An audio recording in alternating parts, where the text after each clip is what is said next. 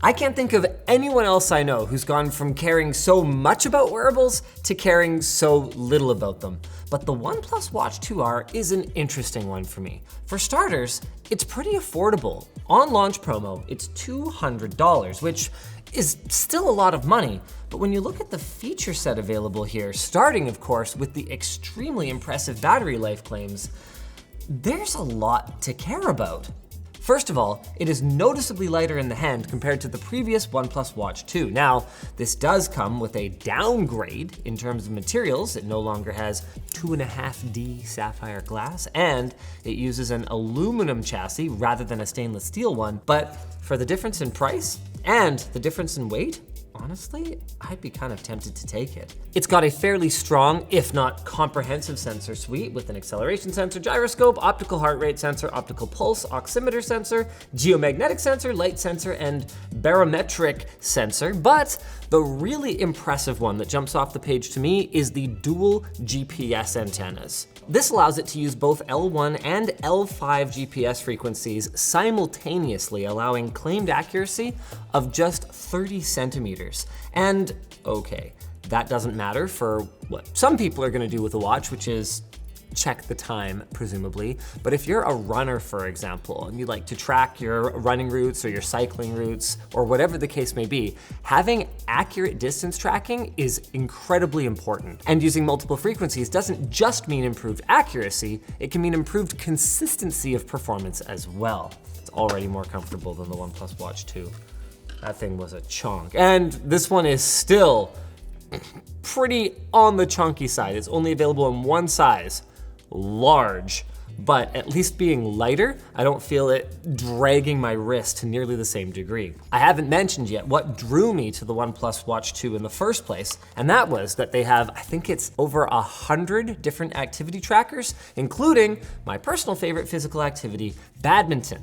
So they count all the usual stuff like your heart rate, but also count your strokes and your longest rally. From my experience, it actually worked reasonably well, especially considering that I wear my watch on my offhand, so it doesn't have the benefit of knowing when I'm swinging my arm really hard, but I lost it, which is actually why I stopped using it. I traveled and I left it somewhere. That was my bad. I have a little bit of feedback still left over from the OnePlus Watch 2. The charger doesn't stay magnetically attached that well, so let's see if they've improved that with the 2R.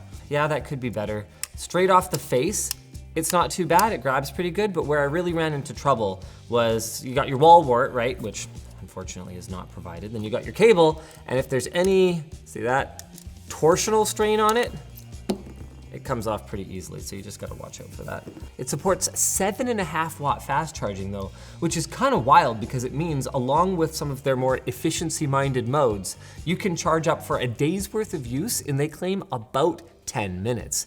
Now, I was having a conversation with someone recently who charges their watch at their desk at work. And I was like, why would you do that? Just charge it on your nightstand at night. And they were like, well, I like to use it for sleep tracking. So for people like that, having the ability to rapidly charge during the day could be incredibly useful. Is O Health the same as OnePlus Health? Nope. That makes sense. Good job, OnePlus. Blah, blah, blah, blah, blah. Good luck me. Hey, there we go. We're setting up. Oh, this is controversial. The interface for the watch has 2 buttons, neither of which are a turnable crown in any way whatsoever. So if you want to scroll, you got to do it like this. Personally, I don't think that's that big of a deal. I never really used a crown for scrolling in the past anyway, even when I had an Apple Watch, but your mileage may vary. One of the buttons is for accessing Wear OS apps. The other is a dedicated fitness tracking button, which apparently includes swimming. I've been doing a lot of swimming lately. Yeah, it's been really good. I'm really tired and sore every day. Why does the industry have to copy everything Apple does?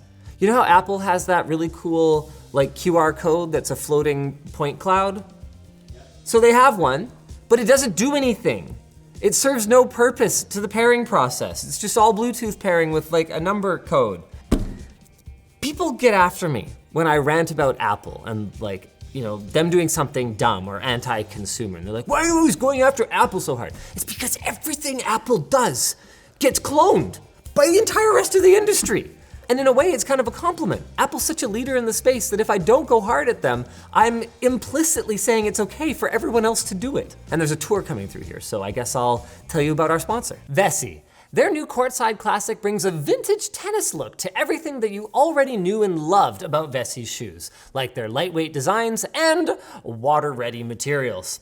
The best summer days are often unpredictable, so your feet need to be ready for any occasion, whether that's a surprise lake day chilling on a boat or one of those long nights in the city. So don't wait, snag a pair today, and if you use our link in the video description, you will automatically get 15% off your entire order.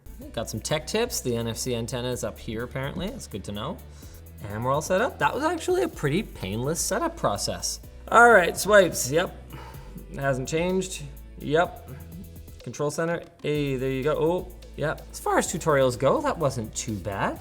The display looks really nice. I mean, obviously nothing compares to an actual mechanical timepiece. Oh, always on display is not on by default, but it is supported. In fact, now is a perfect opportunity to talk through some of OnePlus's claims with respect to battery life. They are saying you can get 100 flipping hours out of this thing, and they actually came with receipts. I can't say that I agree. All of these numbers are typical. I could absolutely see a use case where you talk through your watch a lot more than just 5 minutes a day, but I do think it's really cool that if they're gonna make these claims, they do provide a breakdown of what that usage looks like. A more realistic number is probably the 48 hours that they claim for heavy use. Now, that's not the only way it can operate. In its power saving mode, they claim that it can go up to 12 days, and one of the things that enables this is that it has 2 processors, a super low power one and a Snapdragon W5 that it wakes up to run Wear OS apps. Ooh, workouts. Okay, so let's have a look at what they got here. Fat burn, what the hell's a fat burn run? Oh, okay, so it just guides you on, where to keep your heart rate. Okay, that's pretty cool. Hey, there it is. Like I said, actually worked reasonably well. As far as I could tell, anyway. Top swing speed, longest rally.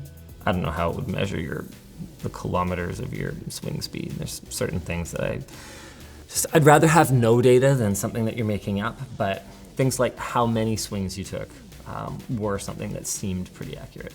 Oh, they have a couple of different colorways for the watch. Green and gray, apparently. Yeah, the green one seems nice, but gray is also great, I guess. Tap to wake is off. Oh. So always on display does not mean awake. Well, wait, how do I wake it? Oh, no, I have to wake it with the button. Okay, I'm gonna turn that back on. Tap to wake, raise to wake. Yeah, you be awake. I'm trying to interact with you. Let's place a phone call. Is this gonna be volume for me? No, oh. Yep, one moment, please. Oh, okay. So I've got you on the line, but I'm in the phone app, but I can't even see that I'm talking to you. Here we go. Okay, I found it. Volume. Hey, there we go. Oh, wow, that's as loud as it gets, hey? Hey, man, I can scream in the phone if you want me to. No, it's not you. It's not you. It's, my wrist is vibrating when you talk. Where the devil is the speaker on this thing? You know what? Usable, but if you're in a crowded or loud environment, not that usable. But realistically, if you have a smartwatch, I assume you have some, earphones as well. It seems like the most tertiary of these 3 mobile devices. What I'm mostly interested in is the latency. Not bad, very usable. My stress. Is 43 good? You know what, I'm gonna try it. A lot of the features are more geared towards runners, like it can measure your stride length and stuff like that apparently, and I'm more swimming and badminton these days. But realistically, the fitness tracking aspects of a watch are not the ones that appeal the most to me anyway. I wanna see how it handles messages and notifications, voice to text, that sort of thing. So maybe you'll see an update with longer term use on the WAN show. It's got 32 gigs of onboard storage, 2 gigs of RAM, 500 milliamp hour battery. Oh, and it's IP68, so I can definitely use it for swimming without busting it, hopefully. I mean, you never know when it comes to saltwater chlorination and all that.